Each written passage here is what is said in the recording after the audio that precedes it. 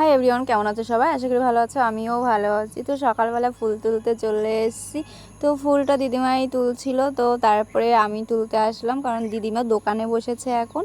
আর বাবা গেছে মাছ আনতে, বিলে জাল পেতে এসেছিলো কালকে, আর সেই মাছগুলো আনতে গেছে। তাই মা আবার স্নান করে পুজো দেবে, মা গেছে স্নান করতে, তাই দিদিমাকে বসিয়ে রেখেছে দোকানে।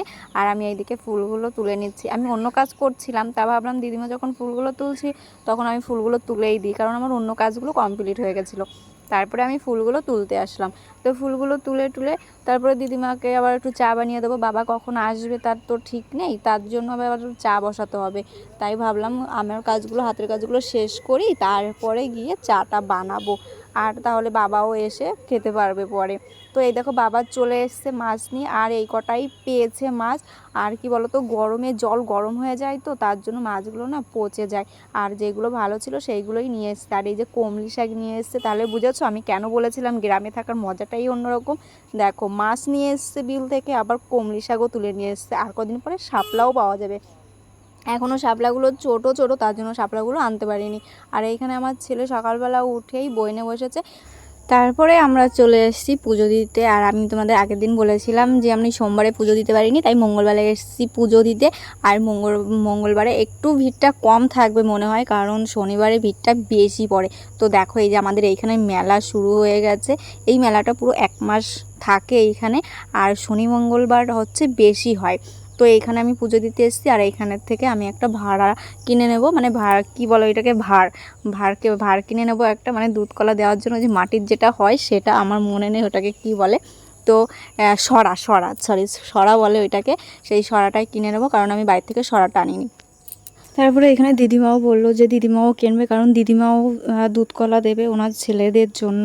তো তার জন্যই উনিও আলাদা কিনবে। তো উনি আলাদাই সব কিছু নিয়েছিল। তারপরে দেখো এখানে মেলার দোকানগুলো কত সুন্দর বসেছে, মানে এখনই এই রকম, তারপরে শ্রাবণ মাসের লাস্টের দিন তো আরও বেশি বসবে। তো তোমরা আমার ভিডিও যারা দেখো তারা তো জানো যে এইখানে কত প্রচুর পরিমাণে দোকান বসে। আর এইখানে অবশেষে আমরা পুজো দিতে বসে গেছি। তো আমরা অনেকটা সকালে গেছিলাম, তাই এরকম ভিড়। আরও যত বেলা হবে ততই লোকের আনাগোনা হবে। তো ভীষণ পরিমাণে ভিড় হয়, তবে আজকে একটু কম ভিড় হবে মনে হয়, কারণ আজকে মঙ্গলবার আর শনিবারেই কিন্তু বেশি পরিমাণে ভিড় হয়। তো তোমরা দেখো এখান থেকে দূর দূরান্ত থেকেও আসে। আর আমরা এইখানে হচ্ছে ধূপকাঠি মোমবাতি জ্বালাচ্ছি, কারণ ভিতরে জ্বালাতে দেয় না, তার জন্য আমরা বাইরে জ্বালাচ্ছি। আর বাইরে এইটা রেখেছে জ্বালানোর জন্য, তার জন্য আমরা এই বাইরেতেই ধূপকাঠি মোমবাতি জ্বালিয়ে দিচ্ছি। আর শিব মন্দিরেও আমরা দুধকলা দেব। আর ওটা হচ্ছে মনসা মন্দির, আর এই পাশেরটা হচ্ছে শিব মন্দির। তো আমরা শিব মন্দিরে এই যে ঢুকে গেছি, তো শিব মন্দিরেও আমরা দুধকলা দেব। আমরা পুজো দিতে গেলে শিব মন্দির মনসা মন্দির দুটোতেই পুজো দিয়ে আসি। আর এইখানে আমরা পুজো টুজো দিয়ে তারপরে চলে যাচ্ছি বাড়িতে, কারণ বাড়িতে তো যেতেই হবে। আর এই যে বাড়িতে চলে এসেছি, বাড়িতে এসে আমি ড্রেস চেঞ্জ করিনি, রান্না করতে বসে গেছি। আর রান্না করছি কি বলো তো, শাক ভাজা করব, মাছ পাতায় দিব, আর গাটি কচুর তরকারি রান্না করব। তো তোমাদের সেটাও দেখাবো, তো তোমরা দেখতে থাকো। আর নিচে বসে মা কি করছে বলো তো, আমাকে মাছ পাতাটা মেখে দিচ্ছে। আর আজকে আমার সঙ্গে একটা দুর্ঘটনা ঘটে গেছে। কি হয়েছে বলো তো, আমি যখন লঙ্কা মিক্সচার করি তখন মিক্সচারের বাটিটা না ভালো করে বসেনি, আর পুরো লঙ্কাটা আমার গায়েটায় ভালো করে ছিটে এসেছিলো, আর আমার গাটা পোড়াচ্ছিল প্রচণ্ড পরিমাণে। তাই মাকে বললাম যে মা একটু মশলা মাছ পাতাটা মেখে দাও। তো মা সবসময়ই হেল্প করে কাজে, তো তার জন্য মা সব কিছু আমাকে মেখে দিয়েছিল। আর এইখানে দেখো আমার রান্না কমপ্লিট হয়ে গেছে, আর আমি বাবাকে ভাত দিচ্ছি টেবিলে খেতে, কিন্তু বাবা এখনও আসেনি খেতে। তাই একটু ভাবলাম যে তোমাদের সঙ্গে একটু শেয়ার করে দিই, তাই যে তোমাদের সঙ্গে একটু শেয়ার করছি। তো তারপরে দেখো বিকালবেলা ছেলেকে বই পড়াতে বসেছি, আর ছেলে এখন খাবার নিয়ে বাইরে চলে গেল।